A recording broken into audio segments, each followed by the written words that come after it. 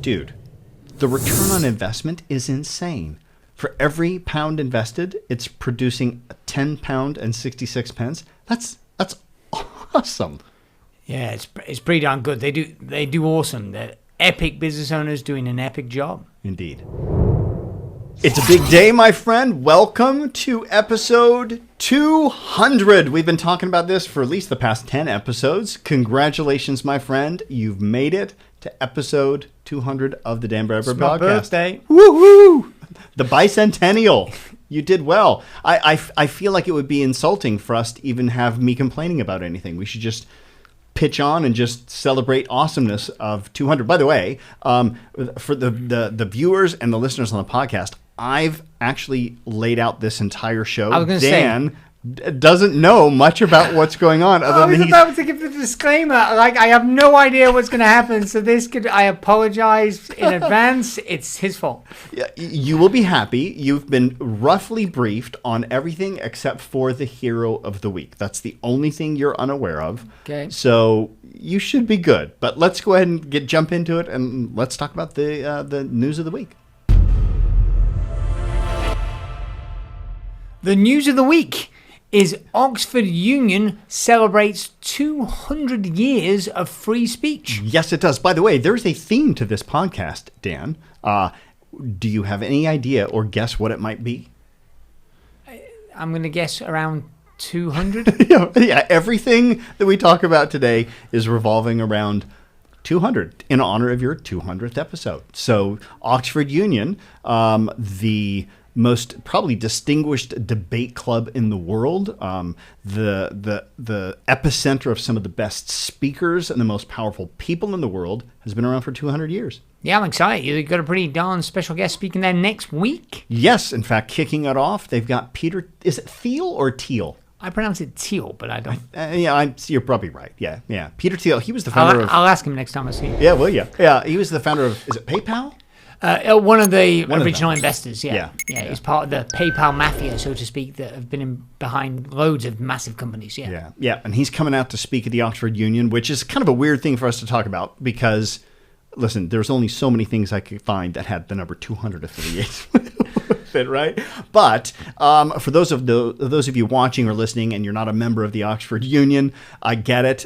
You can watch it because they rebroadcast all of their episodes or their shows and their debates on their YouTube channel. So just go. In fact, by the way, you like TED Talks, right? Yeah.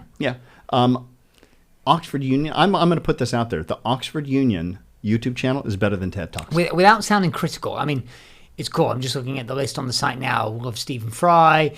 Rio Ferdinand, not a fan, but I can appreciate some of what he's done. Ian McKellen, brilliant, absolute legend. But the fact that the prominent picture on this webpage is Theresa May, I'm not so sure. I mean, it even says, Winston Churchill, Lloyd George, but Theresa May, it's... Well, you may not like her, but she certainly had some influence. To be fair, she ran the country. So yes. That's one of the top 7, where we are now, 6th major economies on the planet for a brief. So you may not be a fan, but she probably deserves it. By the way, that's what's great about the Oxford Union is there are people that they have as guests because they embrace free speech. There are some people you would probably hate to have, right? Right. Yeah. It's back to Ray Dalio, right? Find the smartest people you can who disagree with you. Yes, absolutely. In fact, it would not surprise me if Ray has been a speaker there as well.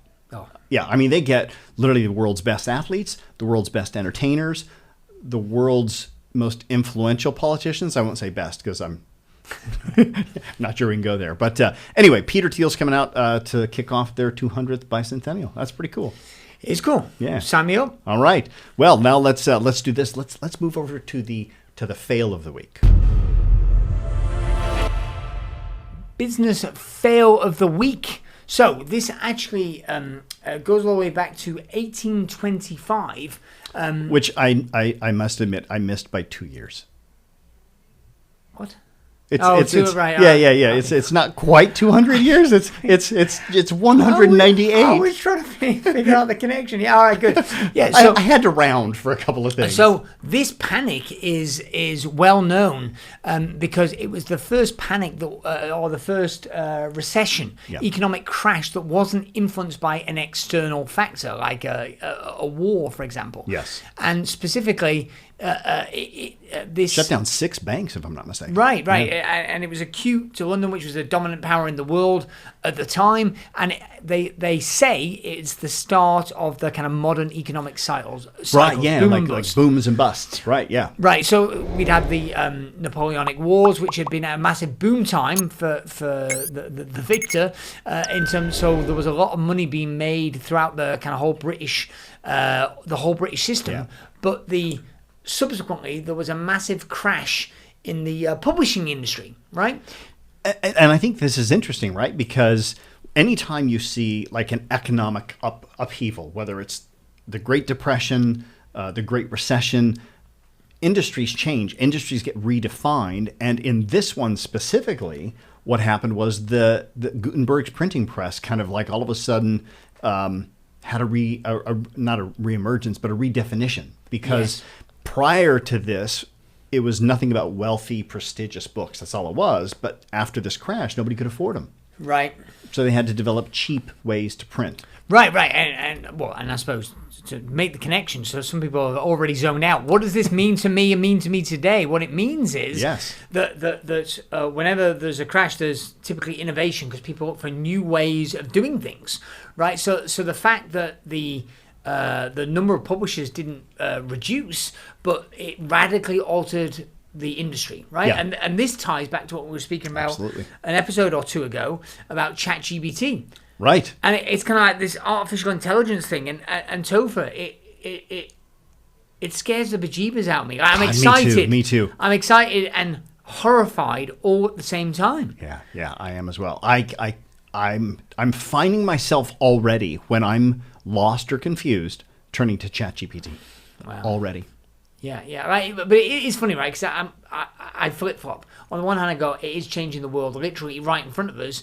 But when I feel the fear, I remind myself that how many innovations have we already had just in my business lifetime, right? Yeah. So like the last 20 years. And I kind of go, like, fundamentally, the internet as we know it, certainly broadband, fast enough to stream video, etc., like all that's new and it has changed everything. Yeah. Well, we wouldn't have this show, right? If it hadn't. Right. Correct. Well, the rise of podcasts, whether you call online advertising, it basically did not exist 20 years ago. Yeah. Right. I mean, I actually remember the launch of Google Pay-per-click. Wow. Yeah, I'm old, dude. Not as old as you, admittedly. But admittedly, yeah.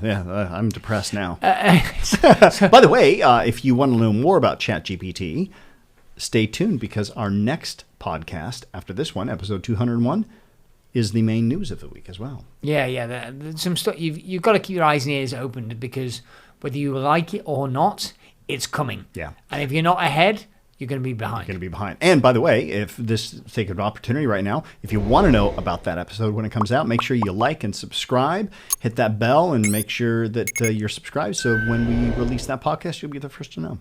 All right.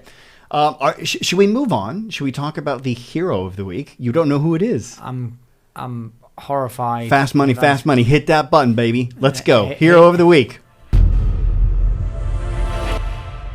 I'm fearful. The hero of the week, my friend, is none other than you. You are the hero of the week because this is your 200th episode, and without getting a little soft and squishy and mushy, dude, I'm really proud of you. I mean, let's put this in perspective, right? Like the average podcast lasts less than 6 months.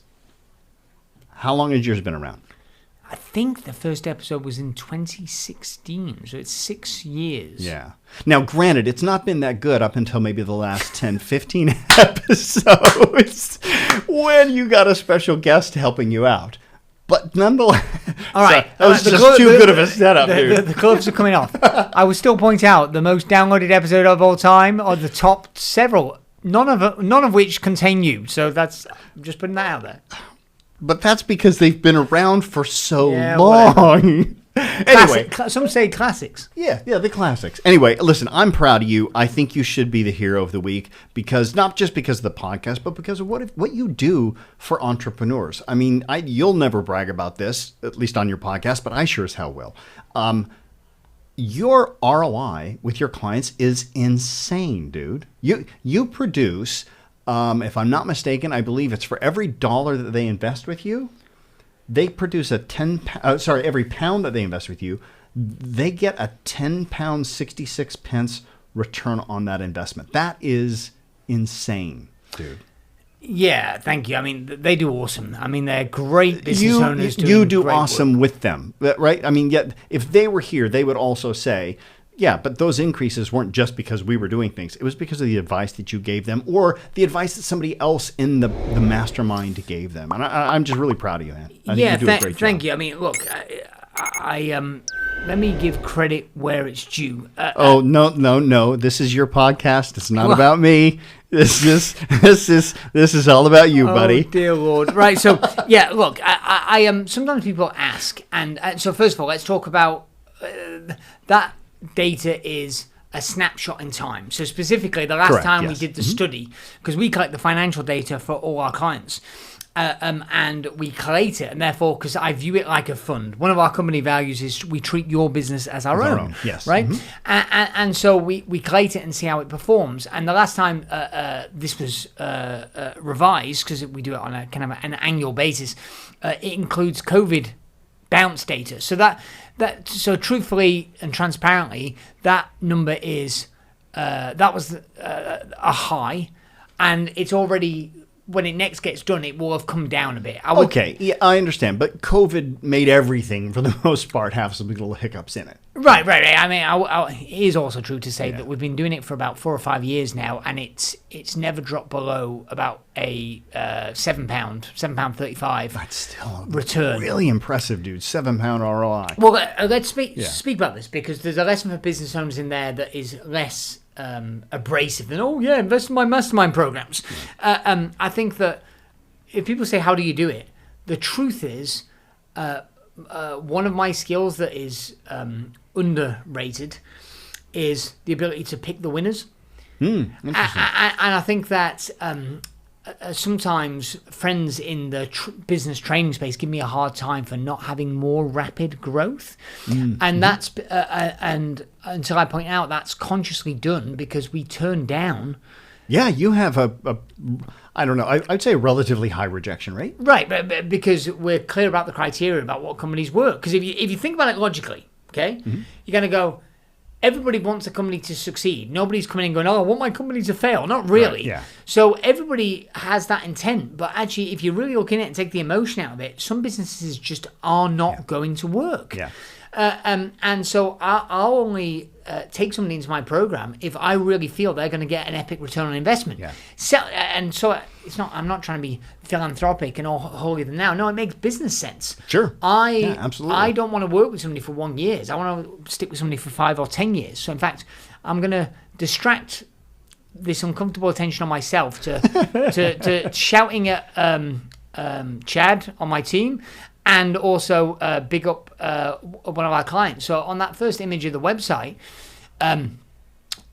I've raved about this 1,000 times because we had some testimonials done about 5 years ago. Oh, yeah.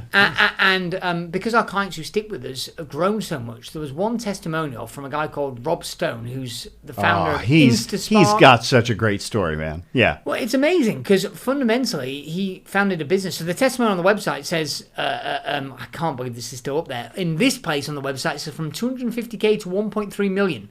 So literally in the first... And by the way, he's way past 1.3 million now. Yeah. So I had a rant and we revised the testimonials because Rob's now been with us 5 years. So in the first year or first 18 months, he went from 250,000 revenue to 1.3 million. He's now on the record, so we wouldn't betray any client's confidence without their explicit permission. Yeah. That guy's got multi-7-figure profits. Yeah. He's got tens of millions in revenue now. Yeah. And this is a guy, I've heard his story, who started that whole business on a credit card. Right. Yeah, I mean, it was a cliche, and he's well known in our community. So this is not typical results. Correct. Right. It's not typical results. Yeah. But he's grown that thing from a £500 funded on a bad debt credit card to a tens of millions annual revenues, multi seven figures in net profits. Yeah. And then he used some of the cash flows to buy other business, found other businesses. He bought one of the businesses from one of the people inside the mastermind. Correct. Where he bought out his supplier. He bought a complementary business called Garage Flex from one of our other mastermind members who's retiring because he was 70 years old, who joined the mastermind program to sell it. Anyway, so it just makes me laugh that we still got a testimonial on there that says from 250K to 1.3 million when he makes more than that in annual profit in one of his companies. Yeah. But by the way, that speaks to the being able to pick them. Yeah. Right? Because absolutely right. Because even though the return on investment in 1 year is epic, the returns compound over time. Mm-hmm. Right? Because if you pick a winner, like, winners continue to win. Winners continue to win, right? It's kind of like a Tom Brady scenario. So, there you go. Oh, probably not the best example right now with Tom. He's having a little bit of a rough time since Giselle left him. But that's okay. We have a chance to go into the Super Bowl, but it's unlikely. I feel like we're using our audience, but I still feel the need to say, I mean, how many Super Bowls has that guy won? 7.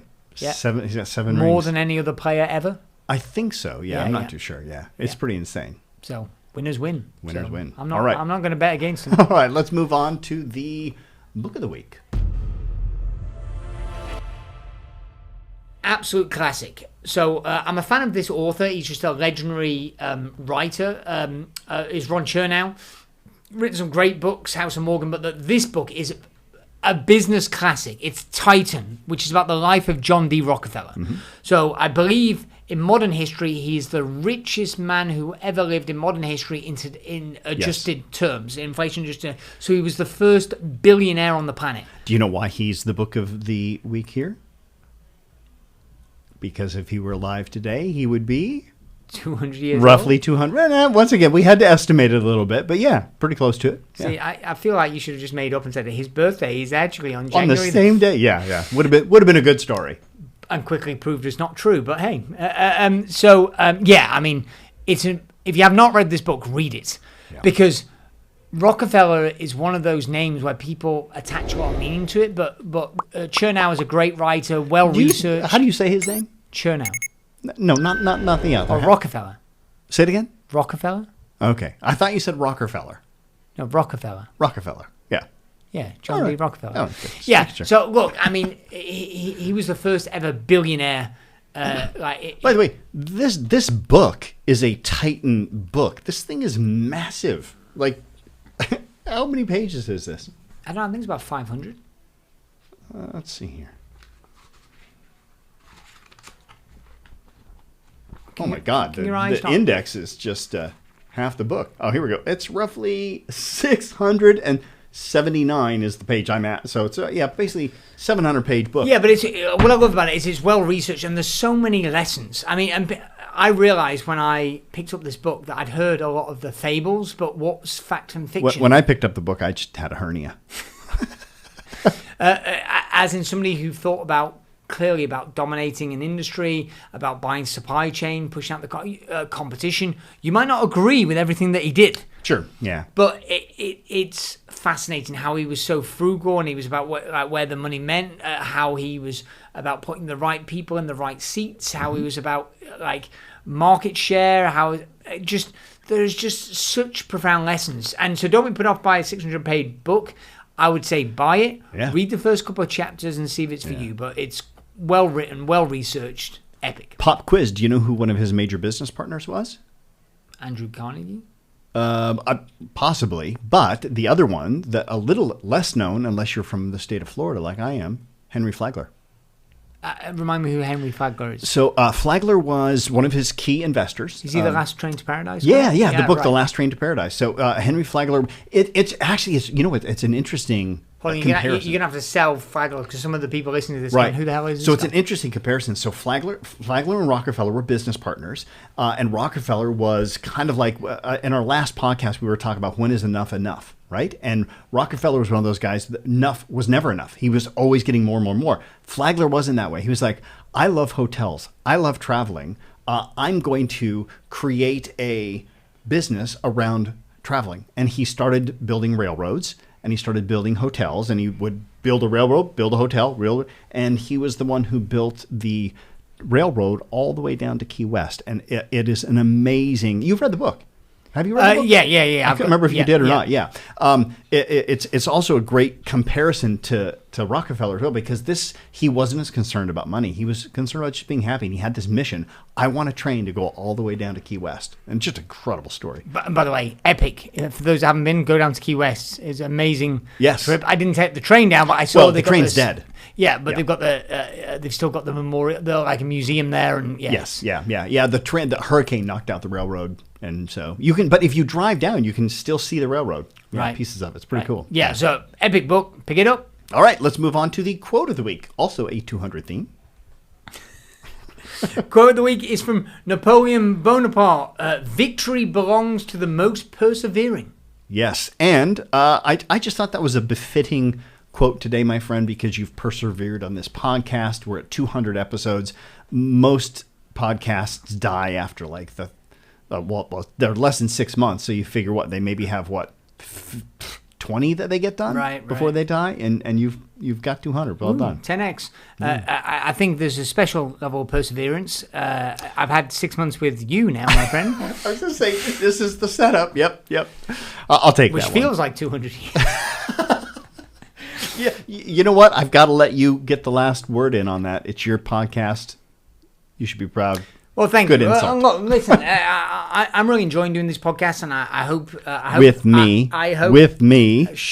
I hope the listeners are too. And so, comment. Let us know what you like to see. I mean, it's funny, Topher. People sometimes.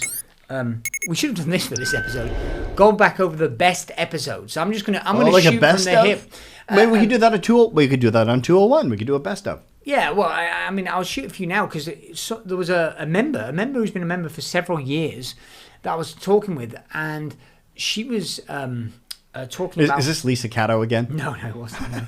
But it was a member who was talking about selling her company, and we were having a quick chat about it, and I said, have you listened to the episode that I did with John Warlow? She said, I'm reading Built to Sell. Right, the previous book of the week, Built to Sell, great little book. You did a podcast with John Warlow. Yeah, there you go. So I obviously don't speak about it enough. And I said, go ahead. And she went, you interviewed John Warlow? And Built to Sell is a great book. And so my story goes, because John Warlow interviewed me for his podcast, the Built to Sell podcast, or Built to Sell Radio, as he calls it. It's kind of cool. It's about company owners that have done exits. So one of my exits is on there. My first 7-figure exit is on there. And then I reciprocated and invited him on my show. And he spoke about Built to Sell. And I told the story about how his first book, Built to Sell, was epic and helped me do my first 7-figure exit. But his second book, which was called The Automatic Customer, which was all about recurring revenue businesses, actually cost me the sale of a business. But you have to go back and check out the episode to figure out. So he's kind of won me one, lost me one. But that's a great episode. We've had, of course, the legendary Keith Cunningham. Oh, that man is amazing. I can't get enough of that guy, and that episode was great. We've had Scott Keith Cunningham is the rich dad from Rich Dad Poor Dad. Correct. I mean, he taught Robert Kiyosaki. He's thanked in the original Rich Dad Poor Dad. I think he's the only non-Kiyosaki family member to be thanked for he's thanked for his financial wisdom.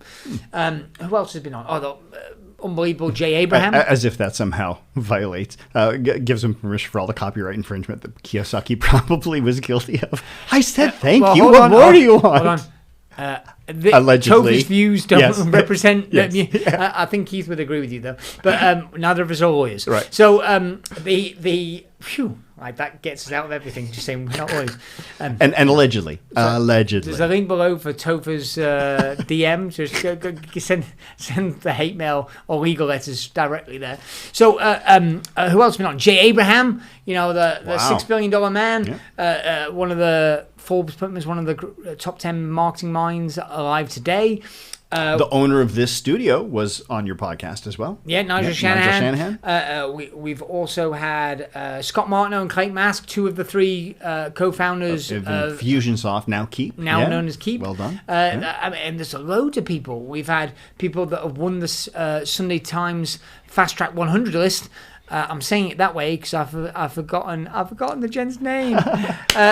So there's just some great episodes. So it's well worth subscribing, going back in the feed, and having a look at some past episodes. Yeah, absolutely. All right, my friend. Well, congratulations on your 200th episode.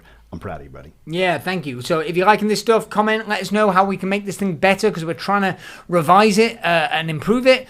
And despite Topher being on board, I think we're doing a pretty good job. Okay, we could edit that better. We won't. We could, but we won't. I've got a better way of delivering the joke now. I should have built it all up and said, and we're working really hard to improve it, revise it, and I think we're doing a pretty good job, despite Topher being involved. It's the timing. Yeah, that pause is really what you needed to make that work. But anyway, as always, if you want a better business, you need to become a better business owner. I hope you enjoyed that episode. 3 things you need to do now. Number 1, make sure you subscribe to this podcast so you do not miss an episode. Also, get on over to Amazon to get a copy of my latest book, Turnover is Vanity, Profit is Sanity, 9.5 steps to improving your profits and cash flow. Also, join our Facebook group, the Turnover is Vanity, Profit is Sanity community, to connect with other business owners.